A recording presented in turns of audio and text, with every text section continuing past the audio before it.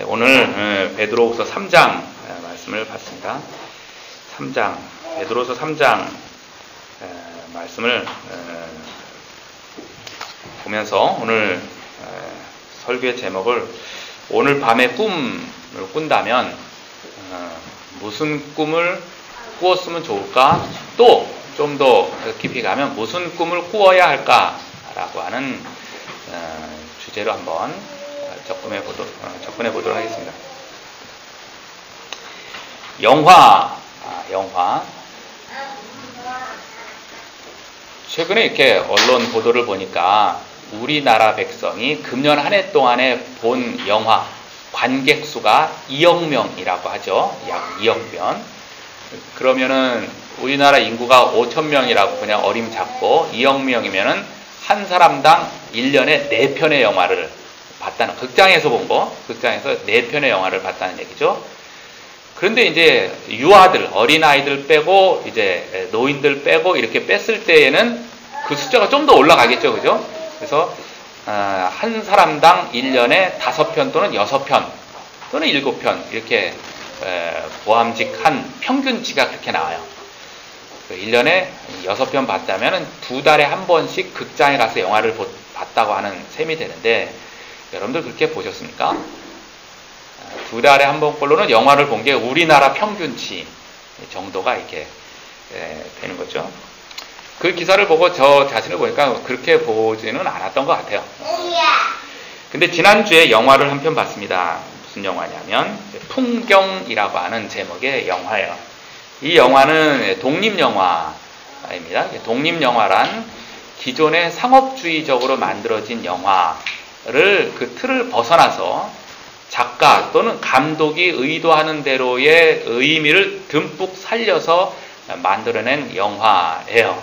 그래서 어떤 영화 제작이든지 어떤 그런 부분에서는 굉장히 떨어지죠. 그리고 우리는 이미 눈과 귀가 헐리우드 영화에 많이 익숙해져 있기 때문에 헐리우드 영화는 1초에 막 서너 편의 화면이 팍팍팍팍 바뀌는, 급박하게 돌아가는 그런 거에서 이러한 독립영화는 한 장면 가지고 한 4초, 5초가 그냥 쭉 가요.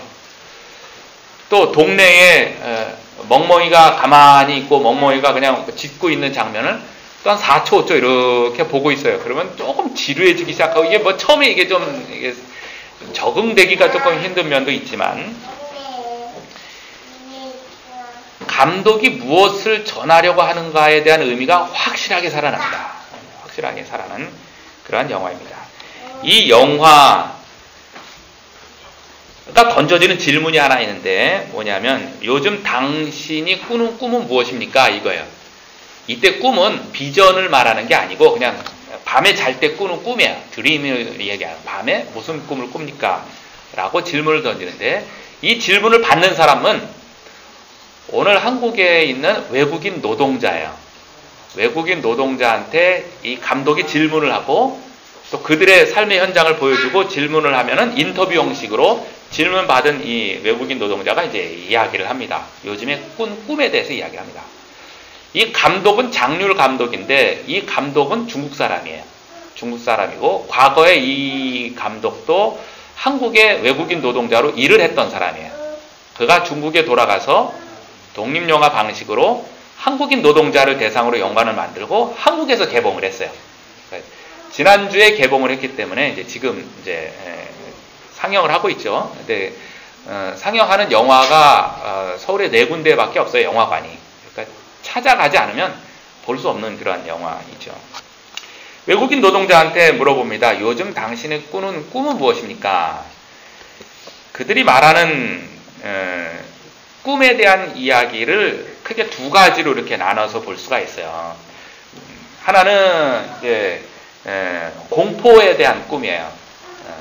상처받은 꿈, 과거에 상처받은 일들이 꿈에 나타나는 거죠. 고향에서 사람들한테, 가족들한테, 부모한테, 친인척들한테, 형제한테, 이웃한테 이렇게 상처받고 어려움을 당했던 일들이 요즘에 꿈속에 자주 나타난다고 하는 거예요. 거기서 시달리는 꿈 이야기를 하게 됩니다. 또 하나는 또 시달리는 꿈인데 뭐냐면, 우리가 뭐 한마디로 얘기해서 사장님 나빠요 라고 하는 내용의 꿈이에요. 여기서 일하면서 부당 대우를 받았던 거, 욕먹었던 거, 힘들게 일하는 거, 뭐 등등등등 일하면서 당했던 여러 가지 것들이 꿈속에 나타나서 꿈에서도 시달리는 꿈이에요. 공포스러운 꿈에 대한 내용이 있고, 그것만 있는 줄 알았는데 뭐 편집을 그렇게 했는지는 모르겠지만 상당 부분은 좋은 꿈도 이 사람들은 꿨어요. 뭐냐면 과거에 고향에서 지냈었던 아름다운 어떤 장면들이 지금도 꿈에서 나타나가지고 자기를 행복하게 만드는 그러한 일들이죠. 또한 여기에서 한국에 와서 돈을 많이 벌어서 소위 성공을 해가지고 고향에 돌아가서 가족들을 만나는 꿈. 기대치죠, 기대치. 기대치가 꿈에 나타나서 즐거워하는 그런 일들입니다. 재밌는 건 한 중년의 남자가 일을 하다가 이제 꿈에 대한 인터뷰가 나오니까 막 웃어요. 그래서 꿈속에 자기 가족들이 서울에 왔대요. 한국에 왔대요. 그래서 가족들과 함께 제주도를 놀러 갔는데 너무 환상적이고 너무 좋았대요. 근데 꿈을 깨고 나서 보니까 자기가 제주도가 한국에 있는지를 모른대. 그걸 가본 적도 없고 어디에 있는지를 모른대. 그런데 제주도를 갔다 왔다는 게 너무너무 좋고 가족들과 함께 정말 기쁘게 지냈다고 하면서 언제 한번 꼭 제주도를 가보고 싶다고 얘기를 해요. 또 한 사람은 이제 직장에 있는 모든 사람들과 같이 막 즐겁게 파티를 여는 꿈을 꿨다 하면서 즐거워하기도 하고 그랬습니다. 이 영화 속에서 감독이 그 외국인 노동자한테 질문을 계속 똑같은 걸 던지는 거예요. 요즘에 무슨 꿈을 꾸었습니까? 그 영화를 가만히 지켜보다가 그 감독이 나한테 질문하는 것 같아요. 요즘에 당신은 무슨 꿈을 꿉니까? 에 대한 거예요. 그 감독이 던지는, 이 영화에서 던지는 질문을 제가 대신 여러분들에게 동일하게 던져볼게요. 여러분들 요즘에 무슨 꿈을 꿉니까?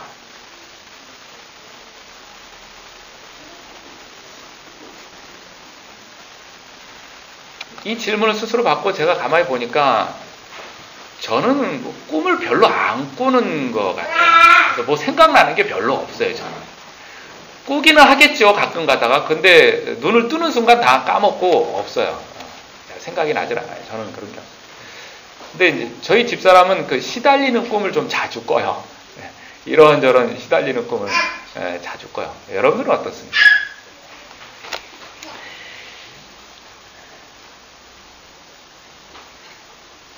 오늘 이 영화가 주는 질문을 우리가 다시 한번 우리에게 던져본다면 이렇게 해석을 하면서 던져볼 수 있죠.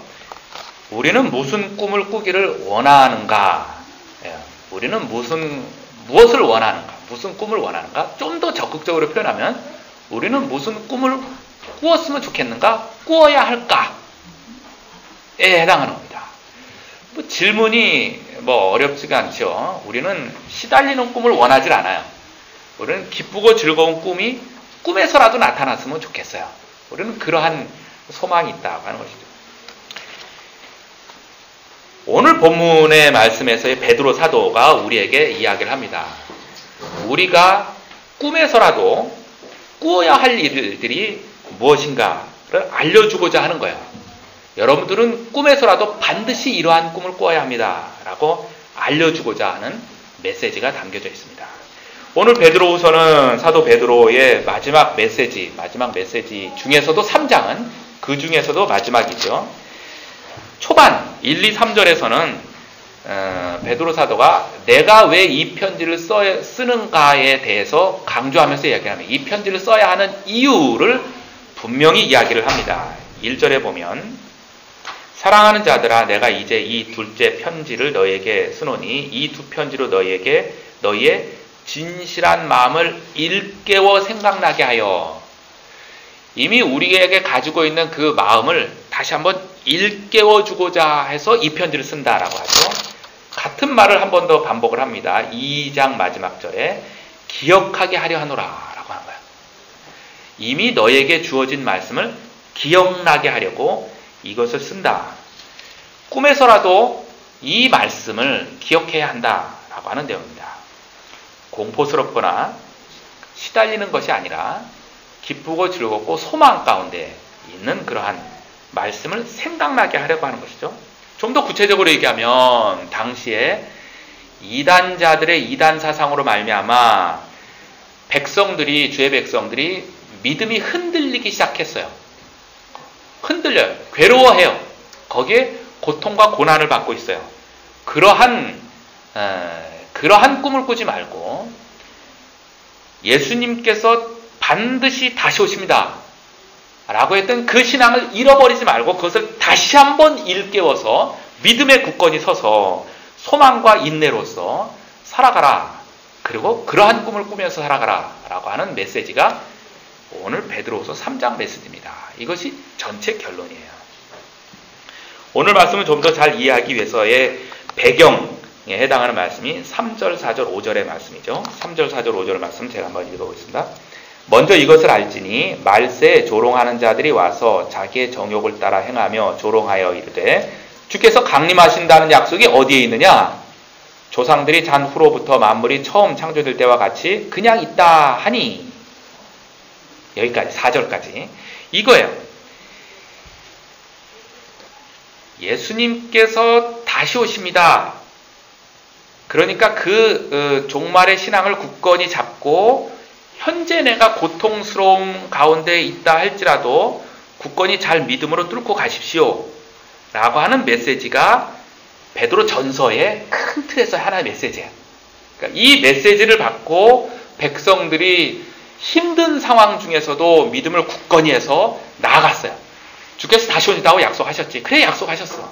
주님이 다시 오신다면 더 이상 악은 존재하지 않고 우리 눈에 눈물이 더 이상은 나지 않고 기쁨과 평강에 새 하늘과 새 땅이 열리고 그 안에서 영원히 살아갈 거야 라고 하는 소망을 갖고 살았어요. 그런데 주님이 오시기만을 간절히 기다렸는데 우리들 입장에서 주님이 오신다는 그 시간이 지연되는 것 같아 보여요. 지연되는 것 같아 보이는 거예요. 우리들 입장에서 자꾸 늦어지는 것 같아 보이는 거야.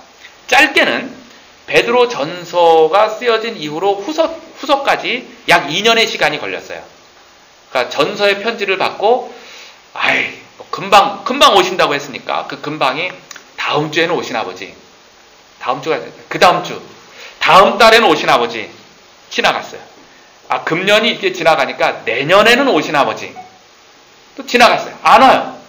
그러고서 약 2년의 시간이 흘러서 안 오는 거예요. 우리 입장에서는 바로 오실 줄 알았는데 2년의 시간이 흘렀어요. 그러니까 왜 안 오시지? 이런 상태에 있었고 이때에 이단자들이 공격을 해대는 거죠. 주님의 다시 오신다는 약속이 어디 있느냐? 그런 일 없다. 그거 거짓말이다. 기독교는 거짓말이다. 이러는 거예요. 짧게는 2년이고 길게는 예수님이 부활 승천하신 이후로 지금까지 이때는 60에서 70년 정도예요. 예수님이 부활 승천하신 이후로 주께서 다시 오신다고 약속을 하신 이후로 지금 6, 70년이 지난 지금까지 왜 안 오시지? 이거예요. 물론 하나님께서 다시 오시겠다고 약속을 하신 것이 하나님께서 실수로 그것을 잊어버렸거나 다시 오시겠다고 하는 능력이 없어서 자꾸 지연되는 건 아니에요. 지연되는 것은 다분히 우리들 입장에서 빨리 오셔야 되는데 지연되는 것처럼 느끼는 거예요. 하나님이 능력이 없어서 지연되는 건 아니죠. 우리의 믿음이 굳건하다면 이단자들이 어떠한 이야기를 하든지 상관없이 우리가 그것을 받아 넘길 수 있고 오히려 그들을 불쌍히 여길 수가 있어요. 그런데 이런저런 이유로 우리의 삶에 어떤 위기가 올 때에 건강의 위기, 가정의 위기, 또 믿음의 위기, 어떤 이런저런 경제적인 위기, 이런저런 위기가 왔을 때에 그때의 이단자들의 공격은 우리 마음에 파파파팍 박힙니다. 그리고 그것이 상처로 남고 우리가 휘청거려요. 진짜 그럴까? 그런가? 이런 거예요. 그래서 평상시에 우리의 삶을 건강하게 유지하는 게 매우 중요해요. 그리고 건강하게 유지하기 위한 바탕이 역시 주를 믿는 믿음이고 경건하게 살아가고자 하는 하루하루의 주님을 향한 삶이에요. 같이 가는 거예요. 같이 가는 거예요. 그래서 삶의 위기가 오면 신앙의 위기도 같이 오게 돼요. 신앙을 든든히 붙잡고 있으면 설령 원하지 않은 가운데에 인생의 위기가 올 수도 있죠. 경제적인 위기가 오고 건강의 위기가 오고 이럴 수도 있어요. 그것을 신앙의 힘으로 너끈히 이겨나갈 수 있는데 신앙을 부단히 쌓아가지 않으면 언제 그것이 티가 나냐면 내 삶의 위기가 날 때 티가 나는 거예요. 위기가 나타나지 않으면 행여나 신앙을 조금 게을리한다고 할지라도 이것이 그렇게 티가 나지 않아요. 근데 긴장하셔야 돼요. 신앙을 게을리한 것이 언제 무너지냐면 내 삶의 위기가 왔을 때. 와장창 무너져요. 와장창. 그래서 지금 그러지 않고 있다면 감사할 것이고 혹이 그런 가운데 있다면 같이 가야 돼. 같이. 삶을 건강하게 만드는 것과 주님을 향한 그 믿음을 같이 가야 하는 것이죠. 이러한 이란들의 공격, 지금 베드로후서 3장에서는 지금 이야기하죠. 4절에서 주의 강림하신다는 약속이 어디 있느냐? 대놓고 얘기하는 거예요. 주의 강림하신다는 약속이 어디 있느냐? 자, 이 사탄의 공격을 우리 바로 한번 질문을 받아봅시다. 주님이 다시 오신다는 약속이 어디 있습니까? 주님이 다시 온다고 약속하셨나요? 어디에 있습니까? 성경에 있어요. 성경 어디 있습니까? 조금 이따 그 성경 나올 겁니다. 이런 식으로 사탄이 대놓고 공격하는 일들이 한두 번이 아니에요. 말라기 선지자가 있을 때는 또 악한 자들이 와서 하나님이 공의로우시다고? 그러한 분이 어디 있습니까? 하고 대놓고 질문했어요. 예레미야 선지자 때는 하나님의 말씀이 임한다고? 그런 일이 어디 있습니까? 대놓고 공격을 했어요. 오늘날에도 비슷하죠. 복음을 전하거나 교회에 대해서 기독교에서 얘기할 때 하나님이 어디 있어? 있으면 나오라고 해봐. 뭐 이런 일들이 그때나 지금이나 늘 불신자들의 마음 가운데 늘 그렇게 있어요. 그와 같이 베드로후서에서도 주님의 다시 오심, 재림하심이 있다고 어디 있습니까? 라고 하는 것에 성도들이 흔들렸다는 거예요. 그래서 편지를 쓴 거예요. 지금 그 말에 성도들이 흔들린 거예요. 위축되고 혼동된 것입니다. 그래서 그것에 대해서 예수님께서 재림하신다고 하셨는데 그것이 지연되는 이유가 크게 두 가지인데 다음과 같습니다.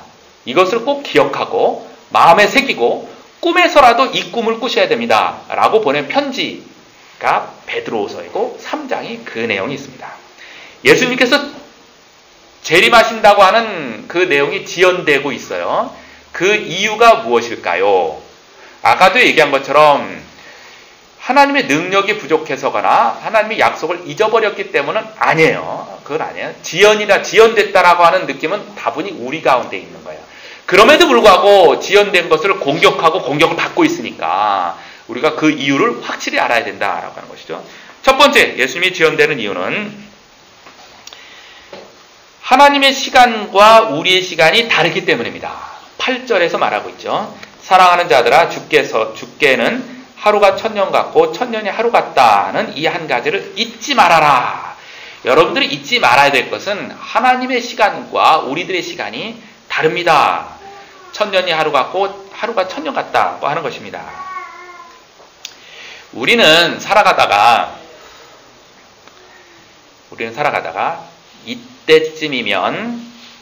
이때쯤이면 직장을 얻어야 된다라고 하는 우리의 때가 있어요. 또 이때쯤이면 결혼을 해야 한다라고 하는 우리의 때가 있고 이때쯤이면 자식을 낳아야 한다라고 하는 그때의 우리 시간이 있고 이때쯤이면 자식이 성장해야 된다.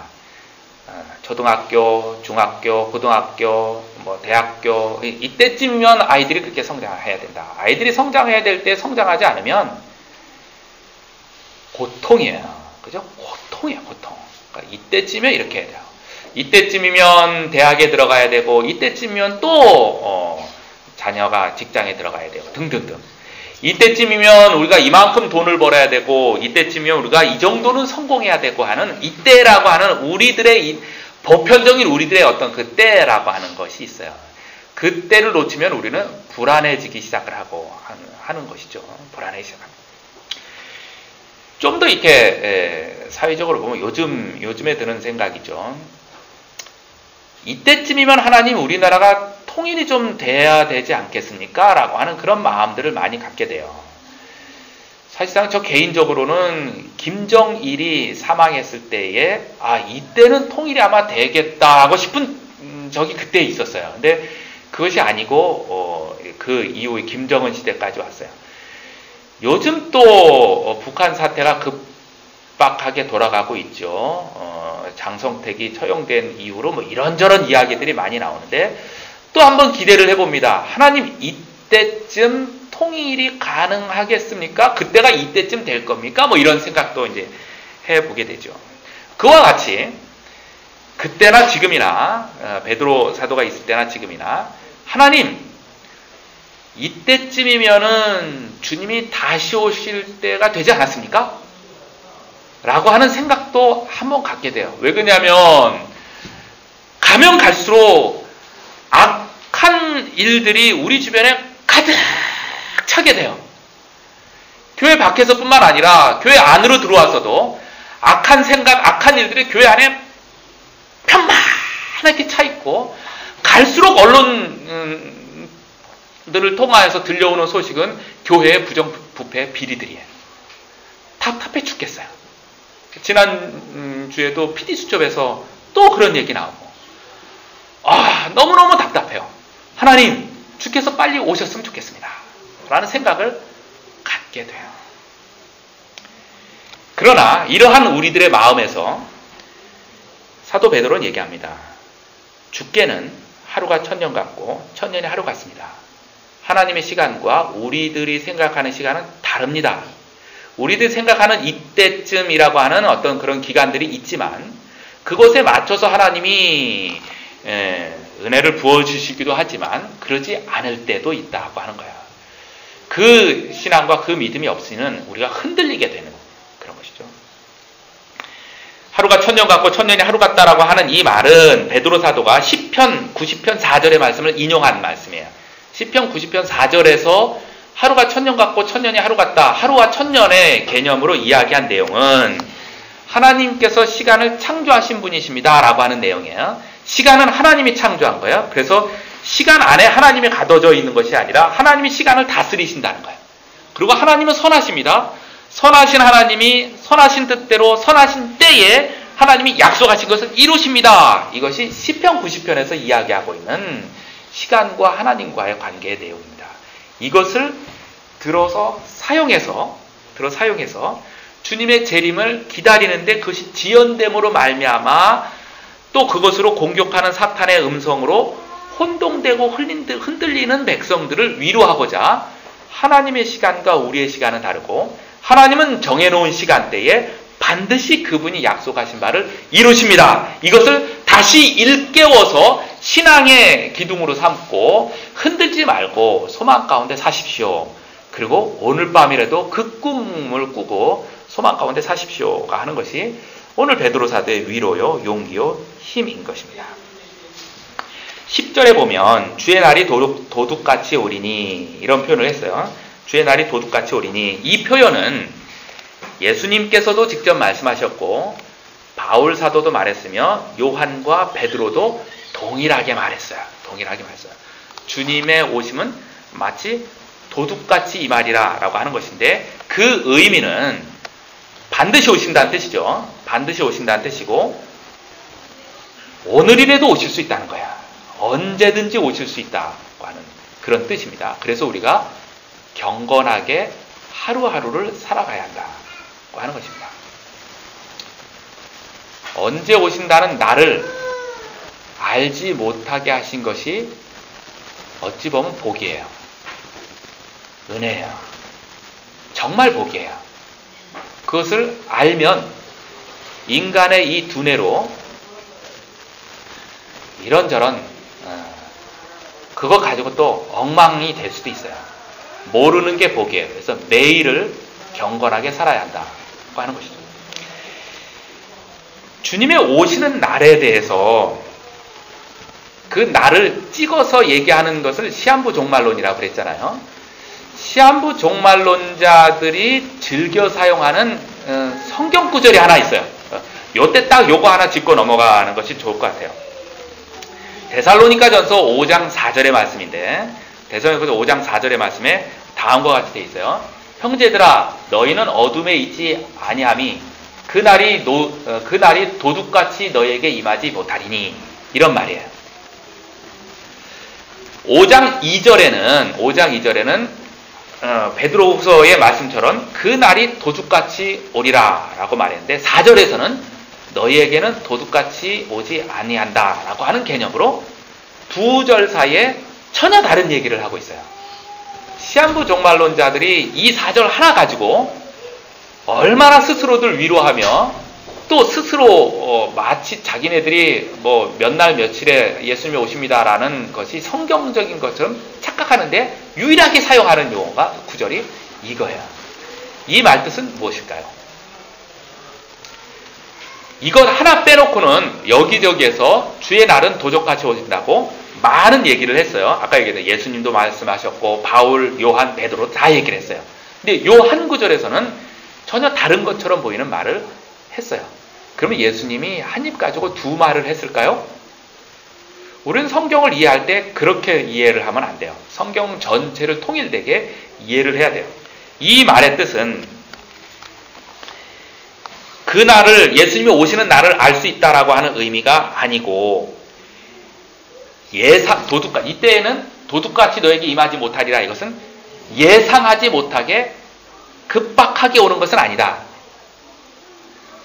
너희가 갑자기 깜짝 놀라면서 허둥지둥 되도록 그렇게 오는 것은 아니다. 4절 뒤에 보면은 그러니까 깨어있어라 라고 하는 말이 있어요. 그 말과 연결되는 말이에요. 우리가 깨어있어야 돼요. 깨어있다라는 말은 잠을 안 잔다는 말이 아니고 주님이 오늘이라도 오실 수 있습니다 라고 하는 그 신앙을 갖고 있는 게 깨어있는 삶이에요.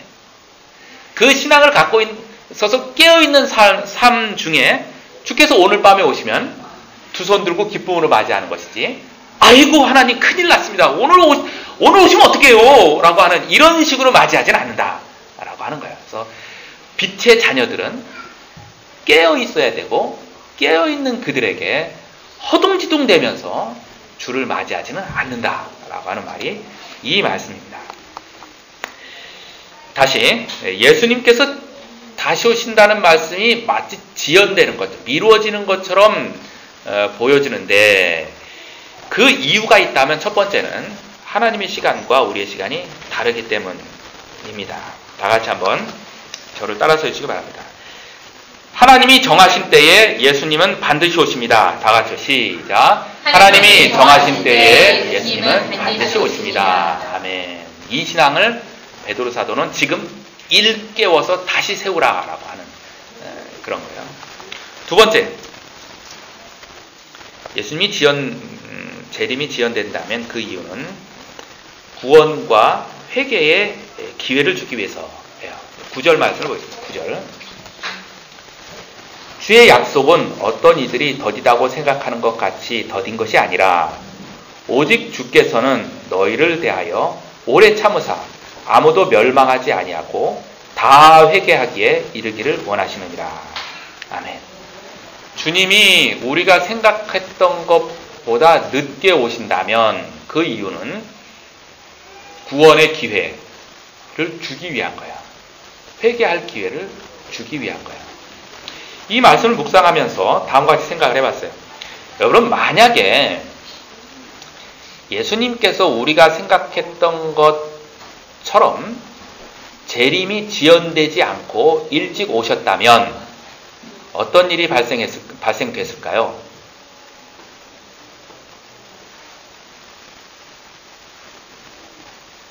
아마도 그 일 중에서는 나의 구원이 없었을 것입니다. 우리의 조상들, 우리의 부모의 세대, 그 부모의 세대, 그 부모의 세대도 간절히 원했던 게 주님 빨리 오십시오예요. 그때 주께서 오셨다면 나는 하나님의 백성이 되지 않았을 거야. 만약에 우리의 소망대로 주님이 바로 지금 이 시간에 오신다면 우리는 두 손 들고 할렐루야로 주님께 영광을 돌리며 주님을 맞이하겠지만 내 사랑하는 가족과 내 사랑하는 이들인 그들에게는 더 이상 기회가 주어지질 않아요. 그것이 끝이에요. 주님의 재림이 지연된다고 한다면 그 이유를 우리가 받아들이고 해석해야 되는 것 중에 하나가 베드로 사도가 지금 얘기한 이거예요. 주님의 재림이 지연되는 것이라면 그것은 지금 나의 사랑하는 그분, 주를 알지 못하는 그분이 주님을 알 수 있는 기회를 오늘 하루 더 주기 위한 거야. 내일 아침에 일어나서 내가 눈을 떴는데 내가 아직 살아있고 주님이 아직 재림하지 않은 거라면 내일 하루 동안에 주께서 나에게 주신 그 이름들, 내 주변의 이름들, 그들에게 기회를 더 주기 위한 것이에요. 그래서 그들을 향하여서 그분을 위해서 기도하고 그분에게 할 수 있는 대로 사랑을 베풀고 복음을 전하기 위한 기회가 아직 주어진 거야. 이것이 주님의 재림이 지연되는 이유로 우리가 받아들여야 될 자세인 것이죠. 베드로 사도는 그걸 얘기한 거예요. 구원의 기회를 더 주기 위한 것이다. 그래서 더 오래 참고 계시는 것이다. 그래서 지연되는 이유를 우리가 받아들이는 것. 첫 번째는 감사한 것이죠. 하나님, 나를 계속 기다려 주셔서 나를 붙잡아 주시니 감사합니다. 나를 하나님의 자녀 삼아 주시니 감사합니다. 두 번째는 동일한 하나님의 그 기회를 내 주변 사람들에게도 아직 그 기회를 허락하시니 또한 감사합니다. 그리고 나에게 그것을 감당하라고 주시는 소명이 있으니 감사합니다. 그 소명을 감당하겠습니다. 라고 하는 것이죠. 마태복음 24장 42절에서 46절까지 다음과 같은 말씀이 있어요. 그러므로 깨어있으라. 어느 날에 너희 주가 임할는지 너희가 알지 못함이니라. 이러므로 너희도 준비하고 있으라. 생각하지 않은 때에 인자가 오리라. 주님이 오신다고 말씀하셨어요. 약속하신 거예요. 예수님이 하시는 말씀이에요. 계속된 거야. 충성되고 지혜 있는 종이 되어 주인에게 그 집사람들을 맡아 때를 따라 양식을 나눠줄 자가 누구냐? 주인이 올 때에 그 종이 이렇게 하는 것을 보면 그 종이 복이 있으리라. 구원의 기회가 아직 주어졌기 때문에 기회가 주어진 그때에 주님의 종으로서 깨어 있어야 돼요. 깨어 있다라는 말은 주님이 오신다는 소망을 품고 살으라는 하는 얘기예요. 그 소망을 품고 주께서 우리에게 맡겨주신 일, 그 일은 뭐예요? 하나님의 백성 누구에게나 허락된 하나님께서 맡겨주신 일, 그것은 이웃을 사랑하는 거예요. 이웃을 사랑하고 그에게 복음을 전하는 것, 이것이 누구에게나 허락된 주의 소명이요 명령이고, 이것을 각자가 잘 수행하기 위해서 각자에게 허락하신 은사들은 다 달라요. 그 모든 은사를 활용해서 해야 할 모든 목표 하나, 이웃을 사랑하는 거예요. 주께서 주신 나의 은사를 활용해서 돈을 더 많이 벌고 내가 더 풍요하게 잘 살고 편안하게 잘 사는 그것이 아니고, 모든 은사의 목표는 이웃을 사랑하는 거예요. 이웃을 사랑하는 거예요. 복음을 전하는 거예요. 그것이 주님 다시 오시는 때까지 우리가 해야 할 그것이죠. 우리가 조금 더 적극적으로 주의 말씀을 이해하고 받아들인다면 이렇게까지 생각하는 것도 좋아요. 뭐냐면, 나 때문에 예수님께서 다시 오시겠다고 하는 계획이 연기되고 있어요. 이렇게 받아들이는 게 좋다는 얘기죠. 성경은 그렇게 얘기하고 있지는 않아요. 나 때문에 하나님의 계획이 연기되거나 취소되고 그러진 않아요. 근데 우리의 이해하는 바는 그런 것이죠. 그것으로 우리가 적극적으로 주님의 다시 오심을 위해서 뛰어가는 거예요. 혹이 나의 게으름과 나의 불성실함으로 복음 전하는 일을 내가 게을리함으로 주님의 다시 오심이 지연되는 건 아닐까 하는 생각이에요. 그거만큼 적극적으로 깨어 있어서 주의 다시 오심 전하는 것, 이것입니다. 다 같이 다시 한번 저를 따라 하시기 바랍니다. 내 이웃 구원을 위해 예수님은 오늘도 인내하십니다. 다 같이 시작. 내 이웃의 구원을 위해 예수님은 오늘도 인내하십니다. 아멘. 다시 한번 정리하겠습니다. 오늘 밤에 우리가 꾸어야 할 꿈이 있다면 다음과 같은 것입니다. 이런 꿈을 꾸지 말아야 되죠. 꾸지 말아야 될 꿈은 이단과 사탄들이 하는 말이에요. 주님의 재림이 어디 있느냐?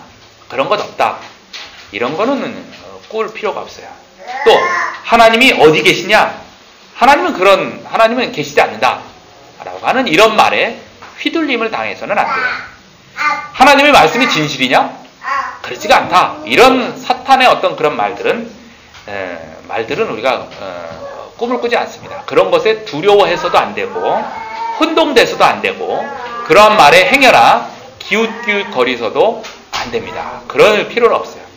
우리가 소망하고 꾸어야 할 꿈은 주님은 반드시 오십니다 라고 하는 거예요. 주님은 반드시 오십니다. 오늘 밤이라도 오실 수 있습니다. 주님이 오시면 두 손을 들고 할렐루야로 주님을 맞이하겠습니다. 두 번째는 우리가 꾸어야 할 꿈은 오늘도 주께서 나의 아침에 눈을 뜨게 하신다면 그것은 주께서 나에게 구원의 기회, 회개의 기회를 주고 이웃을 사랑할 수 있는 기회를 주시기 때문입니다. 라고 하는 것이에요. 이 두 가지. 주님은 반드시 오십니다. 구원과 회개의 기회를 우리에게 주십니다. 그래서 이웃을 사랑하며 복음을 전하겠습니다. 예수님을 전하겠습니다. 다짐하는 이러한 우리들의 마음, 이 소망, 기대, 영광을 오늘 밤에 기대하시면서 꿈속에서라도 꾸어보시고 신앙을 든든히 하고 영광 돌리는 가운데 한날 한날을 살아가기를 주님의 이름으로 축원합니다. 다 같이 한번 저를 따라서 해주시기 바랍니다. 예수님은 반드시 다시 오십니다. 시작. 예수님은 반드시 다시 오십니다. 한 번 더. 예수님은 반드시 다시 오십니다. 시작. 예수님은 반드시 다시 오십니다. 내 이웃을 복음으로 사랑하겠습니다. 시작. 내 이웃을 복음으로 사랑하겠습니다. 한 번 더. 내 이웃을 복음으로 사랑하겠습니다. 시작. 내 이웃을 복음으로